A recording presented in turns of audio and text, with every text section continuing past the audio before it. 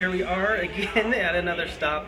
I decided to do this live stream 2 times because I got cut short earlier at the truck stop. So I thought, hey, I got to make a stop. I've been driving, so might as well do that here at Brew House on my way home. So here we are. Let's go ahead and pick up where I left off. If you're coming new to this stream, just to update on Udacity, I've been doing Redux. Stephen Greider's course actually got me on track. It has all the things that you need to do for that Redux application. So it's a long course, it's 25 hours, but one of the modules is like redone, so it's actually more, I don't know, like 16 hours or something. So I've been doing that, almost finished. I've been doing it during the Thanksgiving break here in America. So, that's where we are as far as this place. This is the Brew House, where I normally go when I'm in Pocatello, get some coffee. Hanging, chilling for a minute. Gonna take some questions. What have I been up to YouTube? That's why I've been so behind on these projects, actually. So with the Udacity projects, I was uploading 2 or 3 videos a week or more, and doing the live streams. That really got in the way. A glass mug. That's what they gave me, man. A glass mug. It works, but yeah, it's great stuff. I'm just kind of chilling here with my son. What? Well, he's watching some Dragon Ball. So, can you say hi? Hi. He says hi. So, yeah, doing some Dragon Ball, doing the Sunday things. Gonna head back to Idaho Falls and sit in front of that computer and hook all this stuff up. Like I said, Stephen Greider's course on, I think it's Modern React Redux on Udemy. Check it out. It has the forms. It has connecting to an API, using a React router. I wish I would have done that earlier. What's up, Daniel? Nice to see you guys here again. So yeah. Oh, Corey, I think it was you. Thanks for liking my post on LinkedIn. Appreciate that. Here to answer questions. Corey's going through the Udacity program now. I hope you've learned a lot from my mistakes. It seems like you're going a lot faster than I was, so hands off to you. How does Stephen Greider's course compare to Andrew Mead's course? I like it better, but it's been a while. But it's just because it's like everything I needed was in that course. I even think that they probably had some inspiration from Stephen Greider's course. The last one, which is like doing React Router with Redux, is in there, and it does forms. I mean, it's exactly what you need for most of the stuff. It's like there's a form, you do that. There's routing, you do that. You hook it up to an API. Now it's not like displaying comments and stuff, but going through the entire course will give you that. So yeah. Oh man, my arm's gonna fall off today. I'm not used to like holding it up this time. I mean like this. And let's see. Let's get my hand out of there. And having the athletic build of a programmer makes it kind of hard, or a web developer.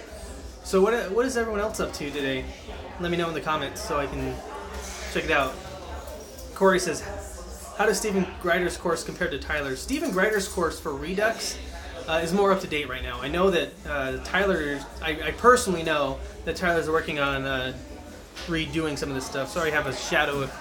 There we go. So I know that I personally know that he's working on that. The React, the first 2 courses that I have are up to date and they're sweet with React and ES6. It'll get you up to speed on both.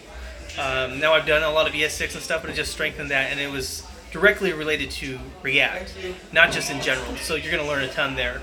And then Stephen Greider's course on Redux is just totally different, and it's more up to date. But he does some weird things in that course, and it's not just me. I always thought, oh, I can't get this. But going through the Q&A in Udacity, a lot of people are confused. So you got to take it slow and go through all of the other things. So Daniel says he's going through Colt Steele's course. There's a ton of good ones out there for sure. In case you're wondering, oh, which one should I take?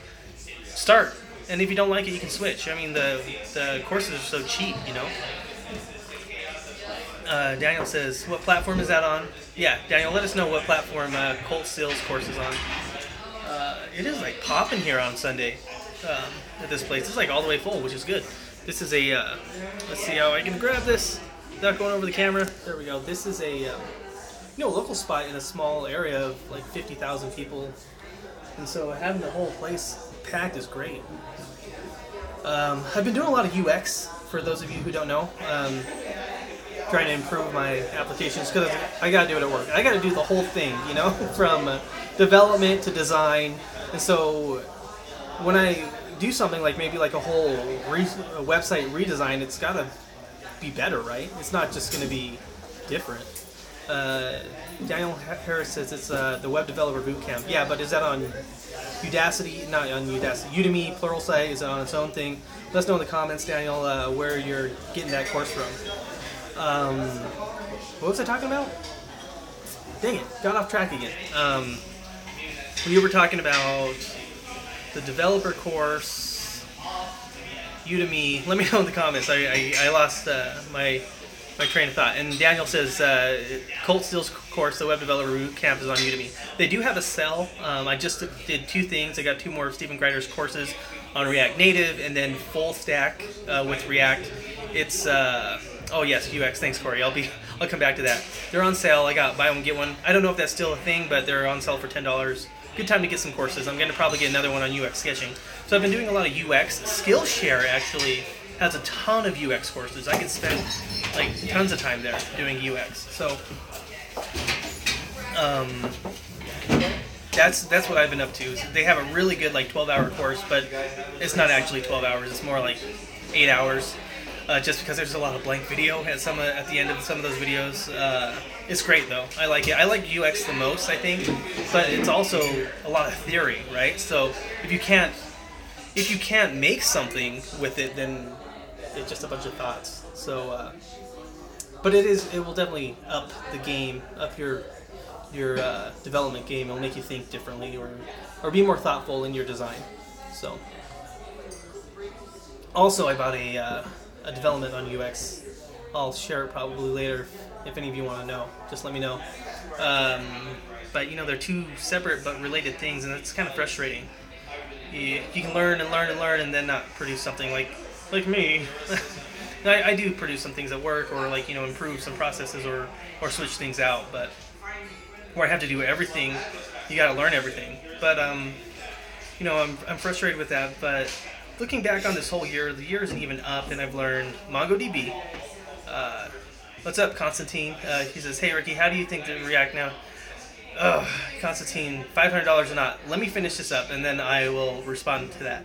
So MongoDB is what I've learned. I've learned Node.js. I've learned React, some Redux. I've learned Sass better. I've also learned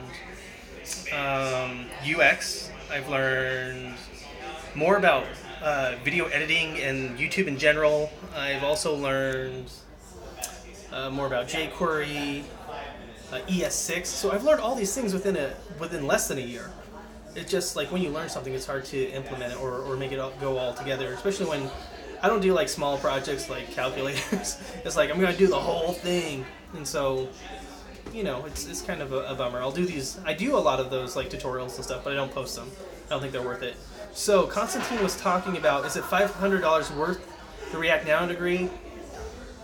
Not if you're the first cohort, but at the same time, you have that extra skin in the game. It's not so much for the actual degree or what you get in there. It's more like a push.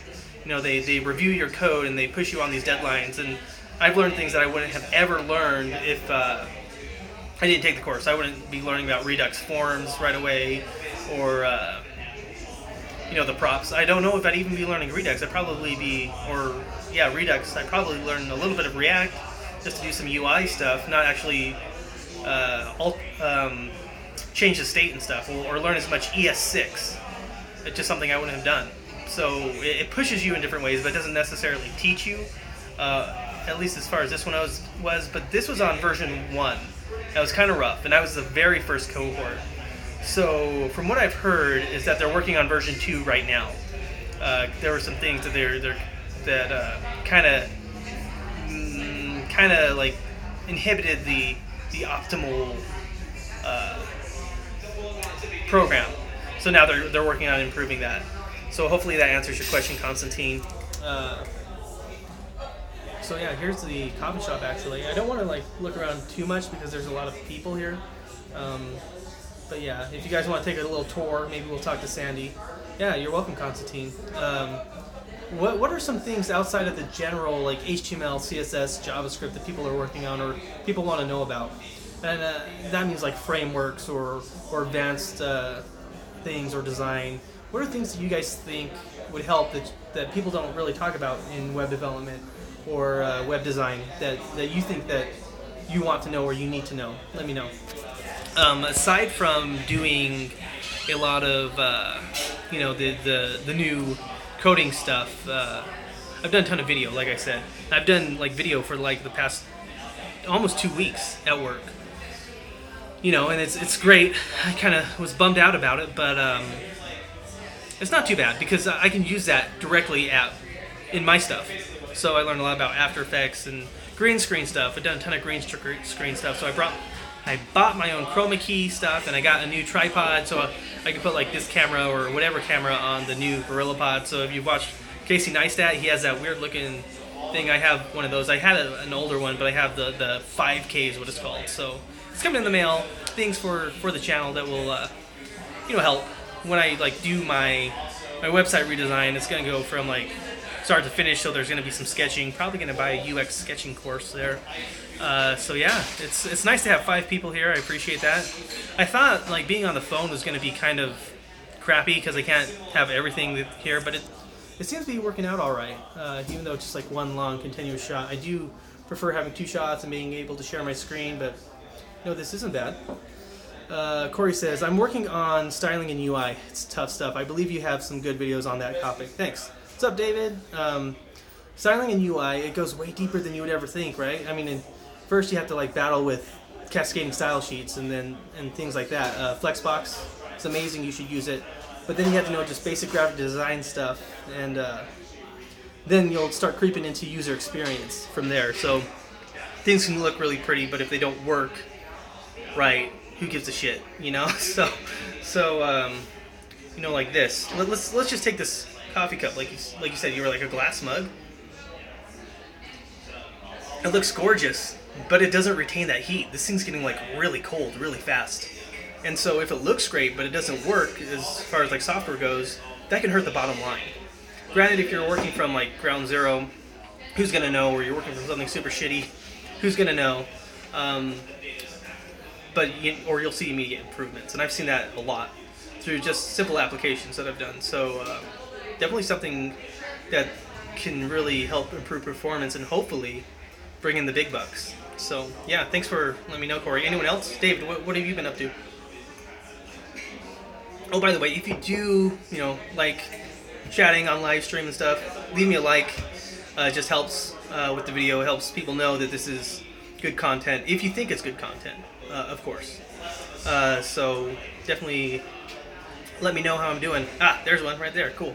So yeah, let's go ahead and take a look around. For those of you who don't know, this is Pocatello. This is where I got my I started doing social media for like a business, and this is how I got started into everything. Actually, I got me a social media job that did web development on the side, and then I got my job at the company I'm at now. It's not freelance or anything, but it's a cute little place. So definitely appreciate it. But I don't want to go too far in there because people will be like, "What the hell are you doing?" Like, this guy's a weirdo, which is true. But I don't want to, get in people's business. Oh, one thing that I've done. Don't look now, but I changed the channel art. So let me know if you like that or have any suggestions. I think it conveys more what I'm doing, and I have some more experience with Photoshop and just conveying like ideas through user experience. So instead of just saying like, "Hey, always be learning" in the background with my logo, it has me there to give that personal branding. It has the icon that I have, and then who I am and what I do, and all the things that you're going to get from the channel. I've seen a little bit of an uptick in subscribers, but I don't know if that's just because it's like the holiday and like Pluralsight and Udemy are doing these Black Friday deals, and people are looking on YouTube for reviews. So that might be another reason. So almost up to 2,000. I know that's pretty small, but for me, it's a big deal.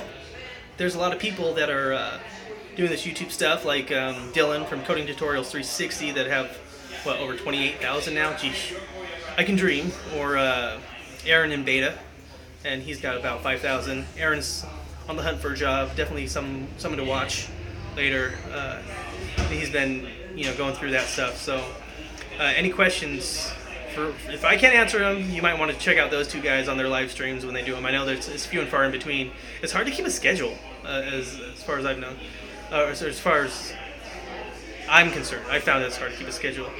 Corey says, I watched a few coding tutorial videos in the morning. He's pretty good. I think that's what you said. Let me pull up the comments again. He's your favorite? Yeah, he's pretty good. Oh, not as good as Traversity. He's pretty good, but not as good as Traversity Media. Dude, that guy's like the king, man. And actually, to be honest, I don't know how to pull off these comments now. Hide. No, I don't want to hide the chat. Still working here. Sorry about that, guys. Traversity Media is, I don't know if he's so much good as he just covers everything. And so, because no one will cover something, dang, Traversity Media does a pretty good job. And he covers like a lot of like edge cases and stuff. Uh-oh, bad connection. Oh, that's fixed. Sorry about that, guys. Hopefully this stays stable here. So that's what I think about Traversity Media. He covers a lot of stuff. So Traversity explains things in the simplest way possible. True, the ninja. I wish you were the ninja coding tutorials, but I'm glad you're here anyway. Have you checked out Stephen Greider's Udemy course, Algorithms and Data Structures? No, but I should. I have another guy's algorithms course, and it's freaking awesome. Like, if you guys are like on basic JavaScript or you're feeling stuck, algorithms, data structures, that's going to help you like so much. You'll learn about state and why and where. I don't know so much as the why, but you'll learn how to set the state, which is important.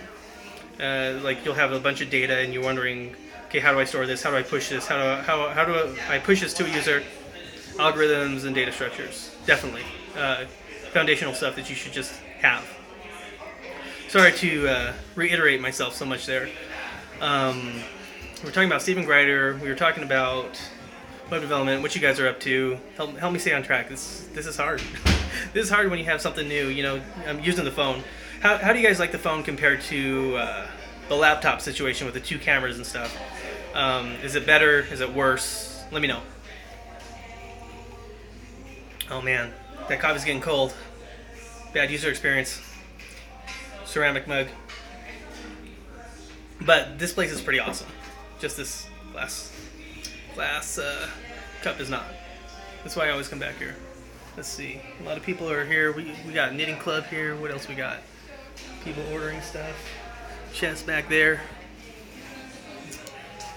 What do you guys do like for hobbies? That's what I want to know. Like, my hobby is YouTube, but it's also part of my strategy. Corey says he likes the laptop because you can show us stuff directly. Yeah, that's what I thought too. But I was just here, taking a stop. Well, I haven't checked in a long time. Might as well do this. John says, hey Ricky, by chance have you talked about Lambda School's computer science program? I have not. I'm not really into the traditional school stuff. Not that it's bad, but I had not a good experience. So I don't typically look into a lot of those things unless they're like online, like Georgia Tech, which looks good to me. But I haven't really had a reason to do that. And even if I did, like if I got into higher, I was just thinking about that the other day. Like, well, what if I got a job in like higher ed? Would I want to go and take some university courses? And I'm thinking, maybe not. I don't think I'll get as far ahead as if I actually do the work online. Shooting range for hobby, blacksmithing, computer building. That's creating things, destroying things. Yeah, it sounds like a web development. No, I'm just being a dork. Yeah, so what's next is what I'm thinking about. What do I do after this Udacity course? What do you guys think? I'm gonna do the portfolio. I need to probably grab a client, but my portfolio will probably take a good month or so. If I'm gonna like document it like I did with the Udacity program, I probably would have been done by now. But doing a video every week or more definitely takes out a lot of time. So online comp science degree, that sounds good. The Udacity full stack seems interesting. I've heard good and bad things from the full stack. I don't know personally, so I can't tell you. But I think it does Python and stuff. Full stack is hard. For my full stack, it's Node. I'm using Node. And I like Node. It just took a long time to learn. Just like everything. It takes a long time to learn. especially if you're learning on your own. Like I'm in a bubble, so I don't have like a QA or a senior developer. I have to do it all on my own. So Corey says, I wish the full stack included MERN rather than LAMP. LAMP is so old school. Yeah, you're right. For those of you who don't know, LAMP stands for Linux, Apache, PHP. I don't know what the M stands for. Someone let me know what the M stands for in LAMP. A lot of WordPress stuff is built on that kind of stuff. Is it ASP? MySQL. Linux, Apache, MySQL, PHP. MySQL's good though. You should all look into something like databases. MongoDB is pretty cool, but if I was going to do it over again, I'd probably look into MySQL. But then again, the whole stack that is available online is mostly MERN, which is MongoDB. Yep, Corey's got it down in the comments. Again, it's Linux, Apache, MySQL, Python /PHP. The problem with MongoDB for database stuff is that they're not open source. It's more like a product. So you're not going to hear stories of like people getting together or like stories about how to use it. It's more like success stories or something like, oh, before we did this, our company did that. It's not like open source. It's very product, very commercial. It's like a startup. YouTube has let me know they got a bad connection, which is unfortunate. Maybe we can move somewhere else, or maybe just more people started using the web here, which is not good.